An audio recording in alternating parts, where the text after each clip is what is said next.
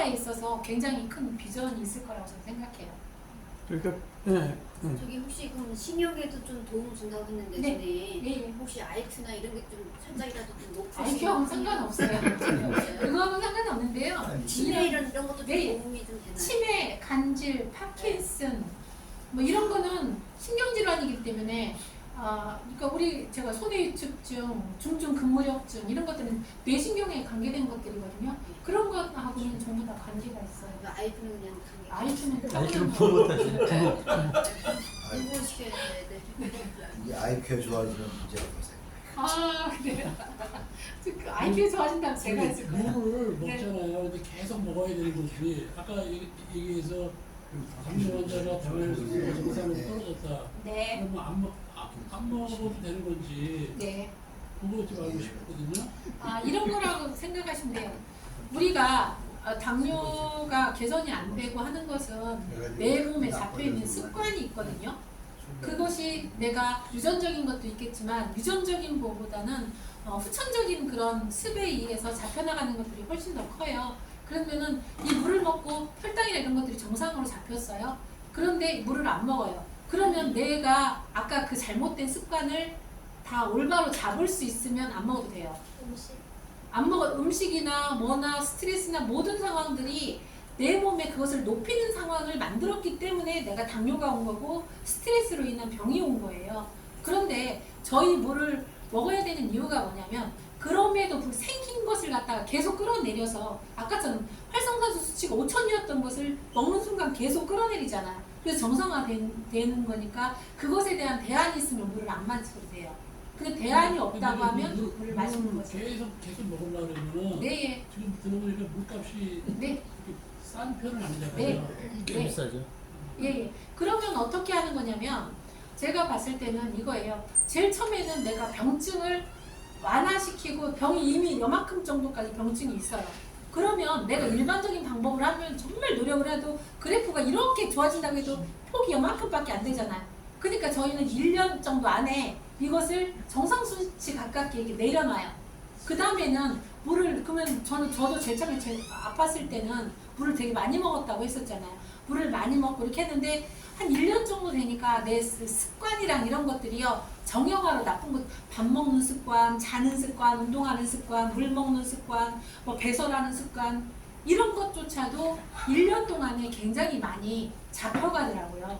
잡혀가니까 나중에는 그 정도의 물을 안 먹어도요 내가 어느 정도만 해도 이게 돌아가요. 근데 제일 처음에 한 3달 정도 살을 쪘는데 막 운동 열심히 해놓고 살을 뺐어요.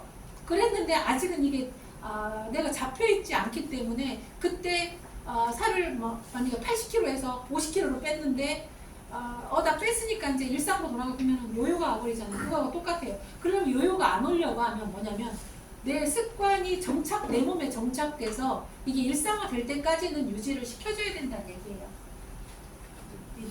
답변에 대한 이해가 되나요? 예. 10분만 더 궁금한 거 없나요? 마무리할까요? 예, 아까 그 간질환의 네네. 효능이 좀 많이 네네. 있다고 네네. 했는데 지금 간질을 좀 앓는 사람은 좀 있어요. 예. 갑작스레 발작이 네네. 되고. 근데 그 사람한테 이거를 네. 만약에 운명을 계속 하게 되면 네. 나름대로 그 호전이 많이 네. 네. 저 앞에 있다고 말씀하셨는데 저는 제가 이거를 감히 얘기하는 게 네. 제가 왜 그러냐면 제 딸내미가 간질이에요. 그래서 저는 사실 제가 좀 너무 충격을 받았었거든요. 사실은 이 얘기를 다른 사람한테 말하기가 제일 처음에는 너무 어려웠었어요. 왜냐면 내 딸내미가 학교 갔는데 거품 불고 발작을 일으키고 막 이렇게 하는 것을 내가 다른 사람한테 말한다는 거는요. 진짜 가슴이 찢어지는 것 같은 일이었거든요. 근데 제가 그 일을 겪은 게 우리 딸내미가 초등학교 1학년 때 처음 더 어렸을 때 이게 발병을 했을지는 모르겠는데 제가 발견을 한 거는 초등학교 1학년 때였어요.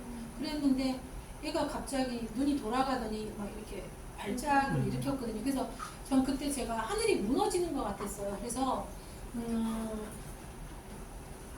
내가 하던 일들을 모두 다 중단을 하고요. 학교 옆으로, 담 옆으로 이사 갔어요.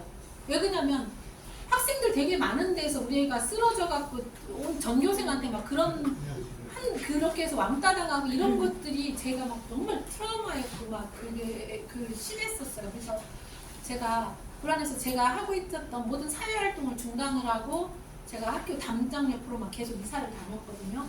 그랬는데 이게 나이가 지나면서 한 중학교 정도 되니까 발작 일어나는 건 좀 줄어들었는데 제가 병원에 가서 검사를 했더니 이게 간질파라는 게 있어요. 그 뇌파를 검사를 해보면 그 간질파가 계속 남아있더라고요.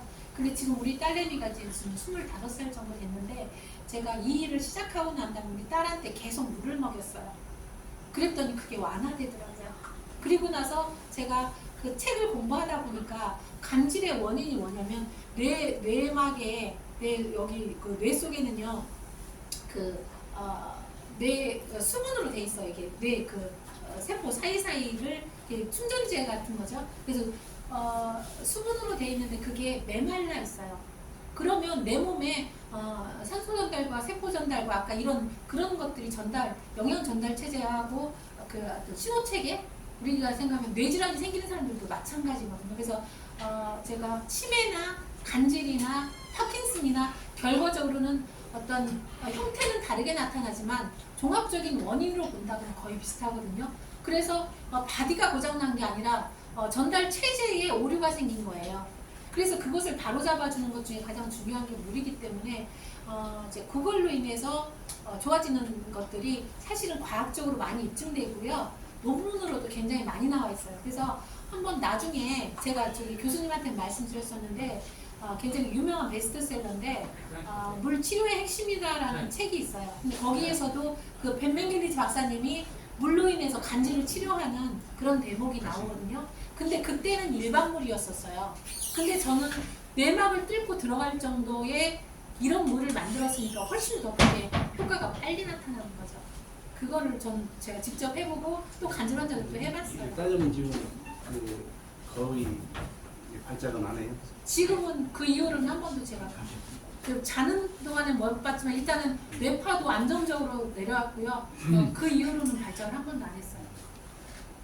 혹시 저희 딸이 좀 모음은 들리는데 저음이 안 들려가지고 청기를 피고 있고 그래서 이제 수업 들을 때좀 보충이 섞여야 되는 가까이 거리에서 이렇게 코앞에서는 돼야 되는데 잠깐 멀면 안 들려요. 근데 이것도 혹시나 좀 개선 조금이라도 되는지 이것도 신경계에서는 근데 그거는요 선천적으로 우리가 후천적인 어떤 거에 의해서 되는 거는 조금 고치기가 좀 쉬운데 선천적으로 그것을 좀 타고난 사람 그게 그걸 말고 점점 이제 잘하면서 이렇게 근데 제가 그거는 솔직히 말해서 안 해봤어요.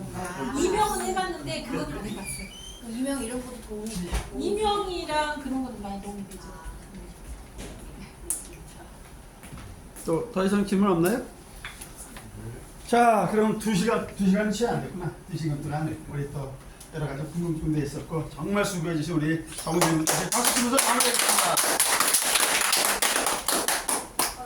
수고했습니다. 아이고 고생했습니다.